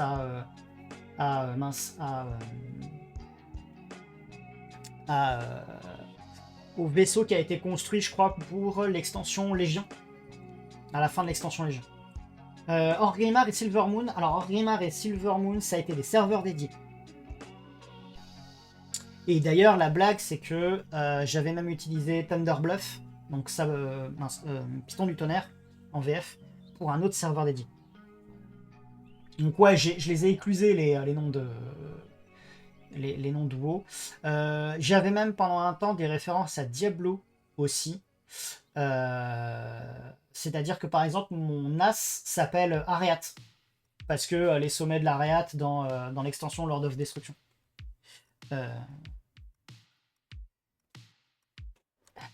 Alors, t'as arrêté au tout début de Pandaria. Alors, moi, j'ai démarré pendant Burning Crusade, où je jouais, entre guillemets, en dilettante. J'ai fait un peu de HL lors de Lich King. Un peu de HL aussi pendant Cataclysme. Pandaria... Alors, je me suis arrêté à Pandaria, mais je m'y suis remis... Non, j'ai arrêté pendant Cataclysme. J'ai repris un peu à Pandaria, mais sans... Comment dire? Pareil, en mode casual. Et j'ai arrêté vraiment après... C'était pendant... mince. Pouf. J'ai arrêté pendant... Attends. C'était quoi l'extension? Oui, ils vont dans le royaume des morts, là. Donc c'était pas Dragonflight, c'était celle d'avant. Où là, j'ai vraiment arrêté. Ta première machine s'appelait Marogar, car t'as débugué ce boss sur ton serveur privé à l'époque. Gargamel, premier boss de la Citadelle de Glace. Ah, oui. Le haut fait d'épique. Ouais. Alors oui, effectivement. Je suis vert parce qu'on n'a jamais réussi avec ma guilde de l'époque à finir le roi Lich avant le début de Cataclysme. Et en fait, arrivé au début de Cataclysme, on a comment dire, on a fini par tomber à Arthas. Pauvre timer et une variable à passer à 0 en C++. Ah, et d'ailleurs, pour l'anecdote, l'autre truc, c'est que à l'époque de Burning Crusade, il y avait des sacs à contenance assez élevés qui valaient un peu cher justement dans la capitale de Burning Crusade. Et le sac s'appelait un trou portable. Et devine comment j'ai appelé mon téléphone. Sur le réseau, il s'appelle littéralement Portable Hall. Et pareil, le téléphone précédent avait aussi un nom issu de World of Warcraft. Ah bah oui, forcément, le debugger, ouais, pour apprendre, ouais, c'est... Bon, alors, on a monté un petit peu avec un max à visiblement 492 mégas. Donc en vrai, je pense qu'on va en rester là. Parce que visiblement, on n'arrivera pas plus loin. Dommage, mais c'était amusant quand même. Je pense que c'est... je serais pas surpris que, ouais, en fait, aujourd'hui... Enfin... on commence à voir arriver j'ai envie de dire le multi-gigabit sur des réseaux. Je pense qu'aujourd'hui, alors je dis pas que c'est représentatif d'une interface DJ, hein, le Thunderbolt 2. Je pense que ce serait plus stable si j'avais des interfaces Ethernet DJ avec du RJ45 ou de la fibre. Je pense qu'aujourd'hui le protocole Thunderbolt 2 il a des soucis. Tu vas pas commencer ton stream à 20h, reste 3 minutes de l'essorage, faut que j'étende et que je lance le stream. Alors, pour l'anecdote, Adrien, moi j'ai coupé l'aspirateur juste avant de lancer le live. Oui, c'est vrai, les cartes DJ premier prix, mais a priori elles sont pas non plus ultra performantes, hein. En vrai, malgré la problématique de chauffe, parce que je pense qu'on a les mêmes lectures ni douille, à savoir entre autres le blog du lapin et potentiellement aussi c'est quoi la chaîne YouTube et le site serveur Zone, non, c'est comment déjà? C'est comment la chaîne YouTube avec Patrick from Surf the Home, voilà, Patrick from STH Surf the Home. Et en gros, oui, Realtek qui est par excellence le fabricant de puces réseau bon marché, effectivement à des cartes DJ premier prix qui arrivent. Mais qui forcément, bah, c'est du real tech. Hein, sur le DJ, la version fibre est plus rapide que la version RJ45. Oui. Alors après, moi perso, à ce jour, enfin, comme j'ai dit, voilà, j'ai 2 cartes de double DJ Ethernet, donc c'est du DJ base T, pas de la fibre, mais et Alain qui raconte qu'il avait commencé le réseau avec des hubs à 10 mégas. J'ai démarré avec du 100 MB, hein, mais effectivement, il y a des fois, bah, honnêtement, aujourd'hui, moi, je suis encore en gigabit Ethernet sur mon réseau, sauf sur un lien, enfin non, même 2 liens. Je crois que j'ai un switch 100 mégas qui traîne encore. La raison pour laquelle il est 100 mégas, c'est parce que quand je l'ai acheté, c'était le seul que je pouvais alimenter en USB. En fait, donc 100 mégas. Et par rapport à là où il est, ça suffit amplement. Puisque c'est pour le Media Center. Donc 100 mégas pour aller faire le... pour aller sur le NAS, pour récupérer une vidéo, tu vois, c'est pas gênant. Et...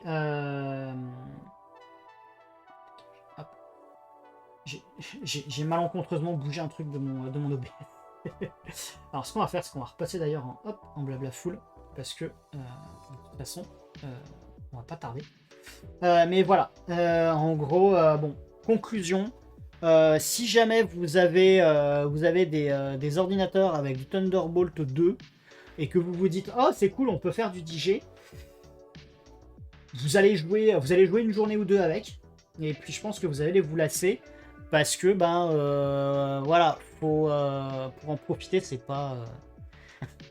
ça lui ferait tout à coup, ouais, 10 MB en coax. Enfin, voilà, après, j'ai peut-être pas connu les réseaux locaux à 10 mégas, mais j'ai connu le 56K. J'ai connu le début de la DSL, mais j'ai connu l'Internet en coax, quand même. J'ai connu le câble. Ouais, avec les bouchons. Alors, en vrai, j'ai quand même connu, entre guillemets, ça, le 10 mégas en coax, parce que lors de mes cours de réseau, dans les premiers cours, les premiers TP qu'on avait, le prof nous faisait manipuler. Il gardait précieusement des cartes PCI qui avaient du coax, et au fur et à mesure des upgrades des PC de la salle de TP, il revenait avec ses cartes PCI et il les remettait. Alors je sais pas si, parce qu'il est parti, hein, mon prof de réseau de l'époque, depuis, mais voilà, il tenait à nous montrer un peu l'historique, à nous montrer le coax. Toujours est-il que voilà, ça nous rappelle des souvenirs, mais voilà, le 10 gigabits sur Thunderbolt 2, qui est de toute façon une techno morte aussi. Dans les autres trucs qu'on aurait pu tester aussi avec les Mac Mini, on a le Firewire 800. Bon bah c'est du 800 mégabits par seconde, honnêtement ça, je vais pas faire des tests avec ça, hein. C'est pas, je vais pas vous les montrer si jamais ça m'amuse. Je pense que vu le temps que ça nous a pris pour le DJ, c'est pas, ça va pas être fifou. Quelques news avant de se quitter par rapport aux lives qui vont avoir dans les prochaines semaines. Pour celles et ceux qui ont connu cette époque, il y aura le renouveau des live TP serveur Linux. Parce que en fait je suis en train de mettre à jour justement mes énoncés de TP, parce que je redonne le cours justement mercredi, et on va du coup faire nouveau cours, nouvelle vidéo, enfin nouveau cours, mise à jour du cours, donc nouvelle vidéo avec du Debian 13, de l'Ubuntu 24. Je dégage Apache pour ne faire que du Nginx. Et j'espère que tout fonctionnera à peu près. Et puis normalement, je vais dire, j'essuierai les plâtres mercredi avec les étudiants. Et puis dimanche prochain, on se reverra et la vidéo sera à peu près propre, je l'espère. Je croise les doigts, je touche du bois. Mais c'est le principe. Alors par contre, ça va être un peu bizarre sur le planning, parce qu'on va faire 3 vidéos sur le TP serveur Linux. Et on s'arrêtera pendant 2 dimanches pour reprendre après. À moins que je décide de faire la dernière vidéo avant le cours pour les étudiants. Je sais pas encore trop. Fais gaffe, avec AppArmor, il est un peu difficile avec le DNS. J'ai refait des tests, j'ai pas eu de problème avec AppArmor. Le problème, c'est pas AppArmor. Les problèmes que j'ai eu pour le moment, c'est avec Vagrant et Vagrant LibVirt. Sur un setup un peu particulier. C'est les problèmes que j'ai eu, mais honnêtement, on fait pas de DNS vraiment. Donc, c'est pas le problème. Pour l'instant, je me suis pas fait mordre par AppArmor, pour le moment. Donc, on verra. Pas de soucis, Xavier. Merci beaucoup d'être passé. Merci encore d'être là depuis plus de 4 ans.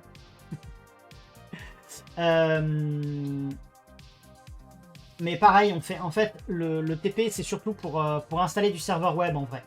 Donc on va faire du HTTP, on va faire du PHP, on va faire du MariaDB, on va installer un PHP MyAdmin, on va installer un WordPress, on va faire joujou avec Docker, on va essayer d'avoir un reverse proxy aussi. Et si on a le temps, un peu d'HTTPS. C'est un peu voilà, j'ai envie de dire, c'est voilà, from zero to WordPress avec Nginx, PHP et MariaDB. C'est un peu le scope de ces TP. Autre chose, puisque Adrien me demandait des news sur le semi-marathon. Après réflexion, et parce que je suis pas un très bon créateur de contenu, vu que je donne pas vraiment de news, tu fais comment le HTTPS en lab en interne? Alors, je te réponds après, mais je voudrais d'abord reparler du semi-marathon. Ce que j'ai décidé de faire, vu qu'on était bloqué à peu près la moitié de l'objectif. Donc pour rappel, j'ai pris un dossard solidaire pour le semi-marathon de Paris 2026, donc. Et pour avoir donc la possibilité de courir ce semi-marathon, j'ai décidé de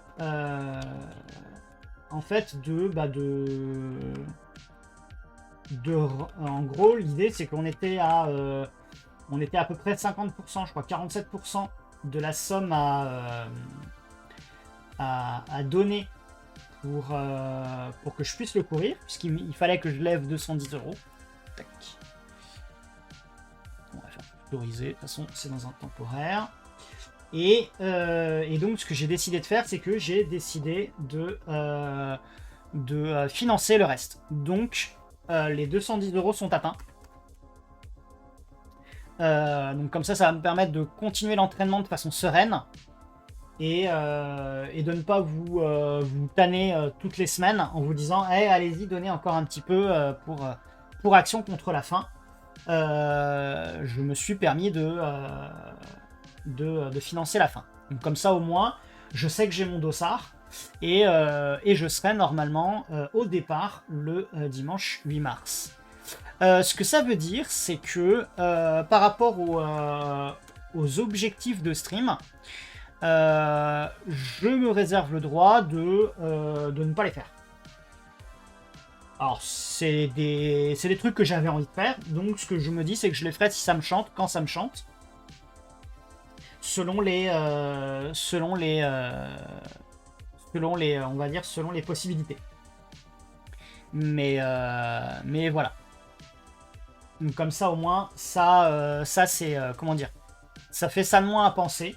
Mais vous êtes toujours les bienvenus. Si jamais vous souhaitez donner encore de l'argent à Action contre la faim, je pourrais revoir comment dire, ma décision.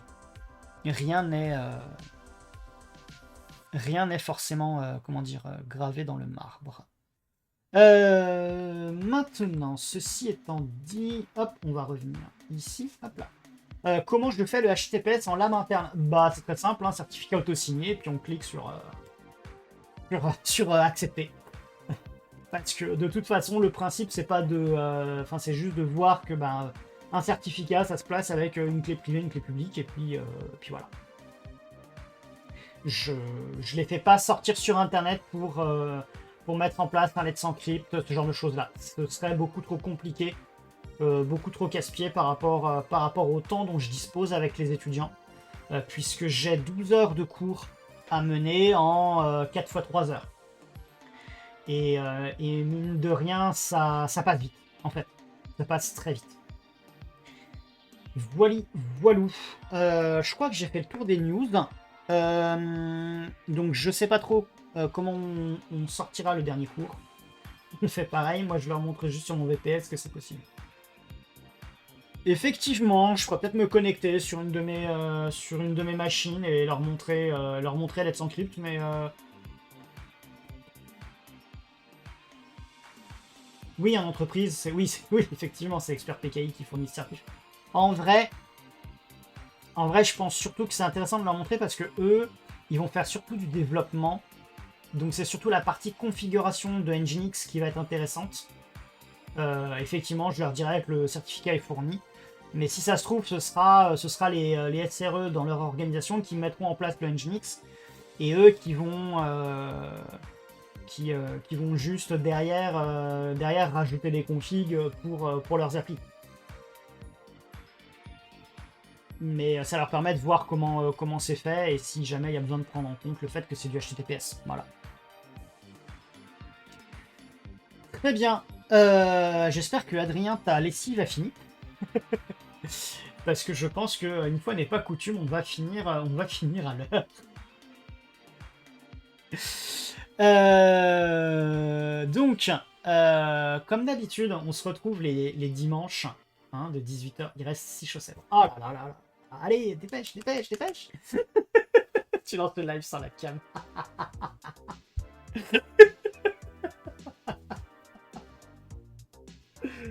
Oh là là. Non, plus sérieusement, voilà, en gros, je vous donne un peu de visibilité pour les lives février-mars. Il va y avoir 4 lives de TP Server Linux.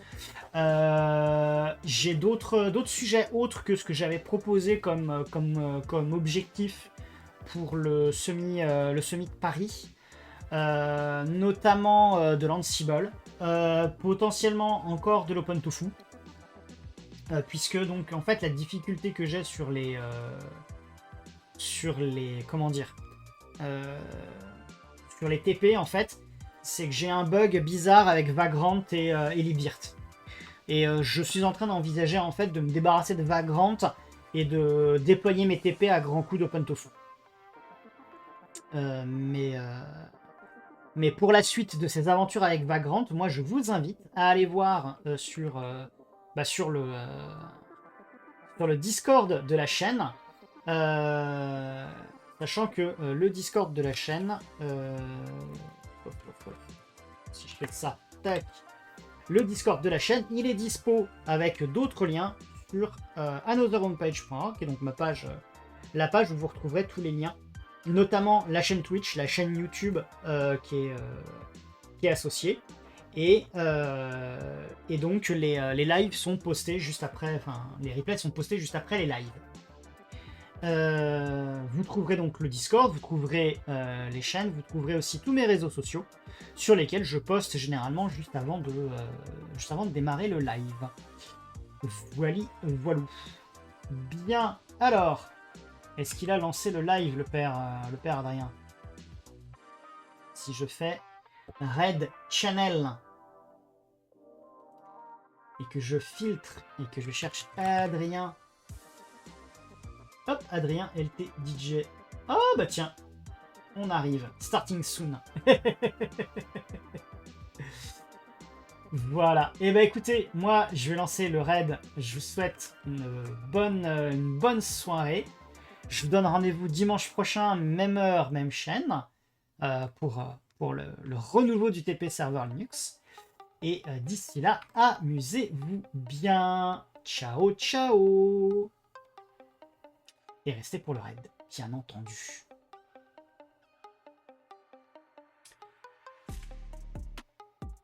Et...